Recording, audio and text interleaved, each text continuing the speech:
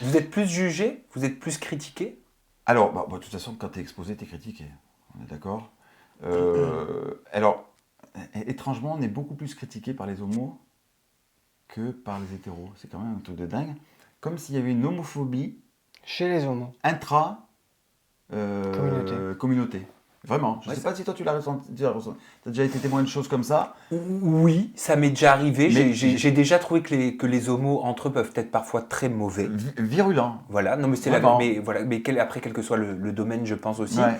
Mais c'est vrai que, alors attention, moi je sais pas ce qui vous a été dit du tout, mais comme je te le disais en introduction, je suis tombé sur l'épisode où vous allez visiter la fabrique de pipes. Là, je vous le dis, je suis honnête, je vais pas vous mentir. Ma première réaction, ça a été de dire, mon copain était en train de cuisiner, je lui ai fait chérie, mais quand même, franchement, mettre en avant deux homos dans une fabrique de pipes pour que ça parle de pipes et de comment tailler une pipe.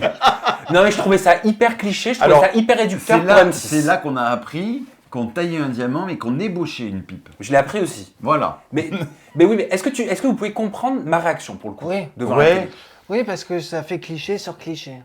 Je me suis dit pourquoi, ça y est, deux homos dans l'amour et dans le pré, on leur fait tailler des pipes. Ouais. Tu vois, tu comprends? Écoute, quand ils nous l'ont dit qu'on vous l'avait réservé, on aurait pu dire non. Hein.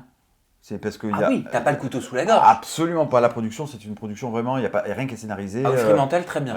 Fremantle, c'est vraiment top. Hein, c'est dirigé par des nénettes qui sont comme ça. Et franchement, donc on aurait pu dire non. Mais on a réfléchi. On a réfléchi, puis on se dit, tiens, on va tourner ça de manière plus rigolote et on va enlever le côté cliché et on va faire passer un bon moment. Voilà, c'est ce qu'on s'est dit. Mais c'est vrai qu'on y a réfléchi, à dire oui ou non. Hein. Mais pour le coup, elle a beaucoup fait parler cette séquence. Hein. Sur les réseaux sociaux, j'ai relevé quelques tweets, je peux vous les lire. Ouais. Hein. Jean-Michel de Tournai qui dit deux homos qui visitent le musée de la pipe. On attend avec impatience la saison prochaine où deux lesbiennes visiteront le musée du doigté. Baptiste qui dit sur Twitter, la lourdeur de Mathieu, c'est affreux, c'est quoi ce week-end en amoureux dans le musée de la pipe?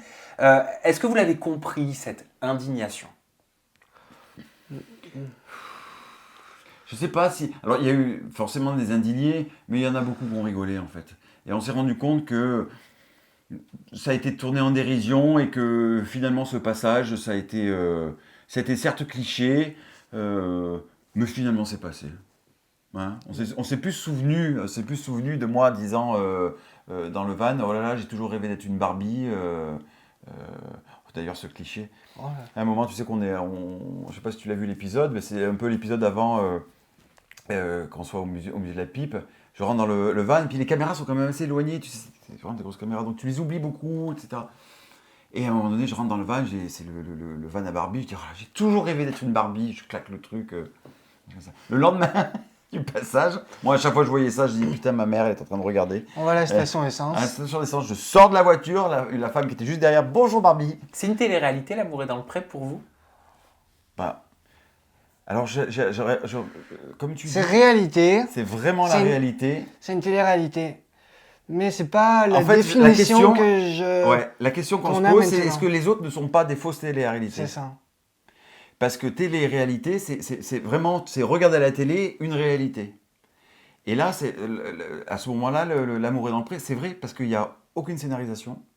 Et ce qu'on voit, c'est la réalité. Après, il y a le montage. Le montage, on en fait un peu ce qu'on a envie. Mais c'est vraiment la réalité. Et peut-être que les autres émissions ne sont pas des vraies réalités télé-réalités, parce que très scénarisées. Donc, c'est la question qu'on s'est posée. Ouais. Voilà. Qu'est-ce que vous pensez de la représentation de l'homosexualité dans les programmes de télé-réalité, justement? Alors, je trouve qu'elles sont un peu clichés. Et je pense que notre couple, il a plu parce qu'on n'était pas clichés. Et c'est pas tourné souvent à l'avantage de la personne. Ouais. C'est-à-dire quand on est cliché, si un garçon homo est un peu efféminé, dans le montage, on va appuyer sur le côté efféminé. Le côté colérique, le côté... Oui, parce que voilà. peut-être que dans la tête de certaines productions, être homosexuel, c'est égal à casser la patte. Oui. Peut-être. Oui. Ils sont peut-être pas si naïfs que ça. Donc ils savent très bien que c'est pas que ça, mais que ça fait du bien, que c'est rigolo, c'est bankable de montrer ça. Ouais. Et je trouve qu'M6 a eu une approche différente. Enfin, je dis M6, c'est Fremantle, hein. Mais c'est M6 derrière, bien sûr. Je trouve qu'ils ont eu un courage notamment la séquence où on s'est embrassé goulûment sur la plage. Oui. Bon, déjà, Qui a c'est beaucoup fait parler. Ah, mais c'est... Et qui vous a généré des menaces. Des menaces de on en mort, parlera juste après. Ouais. Déjà, bon, nous quand on n'a pas les épisodes avant, donc on regarde en direct en même temps que les autres. Et on avait un peu zappé ce passage. Et puis j'avais surtout oublié qu'en fait, je suis allé te gratter les amygdales quand même. Hein.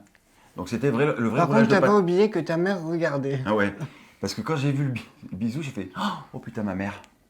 Parce qu'à chaque fois. Et après, on s'est dit putain, je suis sûr que demain ça va mal se passer, ça va mal se passer.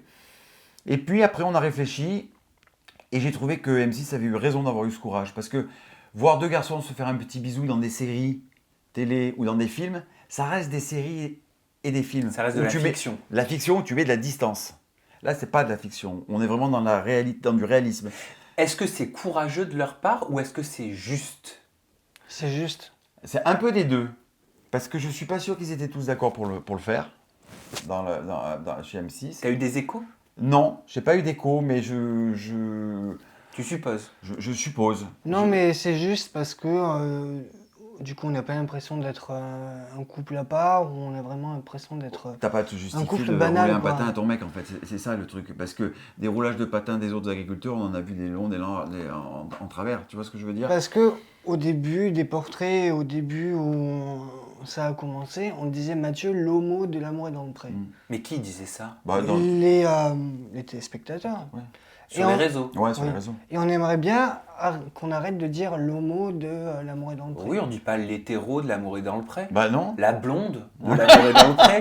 La connasse de l'amour est Et dans si le tu pré, veux- on dit pas ça. Si tu veux, ça a créé quand même quelque chose. Ce baiser là, il y a un avant et un après. C'est-à-dire que c'est la première fois qu'en prime time, une chaîne montrait un baiser langoureux sur une réalité comme ça, entre deux hommes.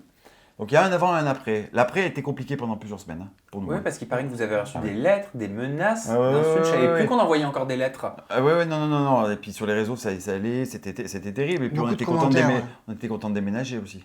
Mais pour quelle raison?